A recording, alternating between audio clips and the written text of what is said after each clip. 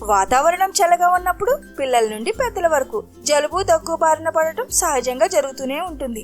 Immunity booster అయిన ఈ ఉసిరికాయ రసం చేసుకోవడానికి ముందుగా వేడెక్కిన మూకిట్లో ధనియాలు, మిరియాలు, జీలకర్ర, ఎండుమిర్చిని వేసి డ్రై రోస్ట్ చేసుకుని ఇది చల్లారాక పొడి చేసుకుని పక్కన పెట్టుకోవాలి. తరువాత ఉసిరికాయలకు 4 వైపులా నాట్లు పెట్టుకుని తీసుకున్నాక దీనిలోనే ఉల్లిపాయ చీలికలను, టమోటా ముక్కలను, ఉడకబెట్టిన కందిపప్పును, దంచి పొడి చేసుకున్న పొడిని, పచ్చిమిర్చిని కూడా వేసుకుని చివరిగా వాటర్ పోసుకుని దీనిలోనే 2-3 రెబ్బల కరివేపాకును, రుచికి సరిపడా ఉప్పును వేసి అన్నింటిని బాగా కలుపుకుని మరగనివ్వాలి.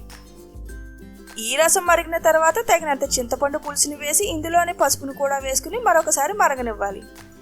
పోపు కోసం వేడెక్కిన ఆయిల్లో పోపు దినుసులన్నింటినీ వేసి బాగా వేపుకుని చివరాఖరుగా ఇంగువను కూడా వేసుకుని పోపు బాగా వేగాక ఈ ఉసిరిచారును పోపులో పోసుకుని ఒక మరుగు రానిస్తే చాలండి, మన ఇమ్యూనిటీ బూస్టర్ అయిన ఉసిరిచారు రెడీ అయిపోయింది. మరింత వివరంగా ఈ ఉసిరిచారు రెసిపీని చూడాలనుకుంటే మన శౌర్యాస్ కిచెన్ లో ఫుల్ వీడియో ఉంటుంది. చూసి లైక్ చేసి షేర్ చేసి తప్పకుండా సబ్స్క్రైబ్ చేయండి.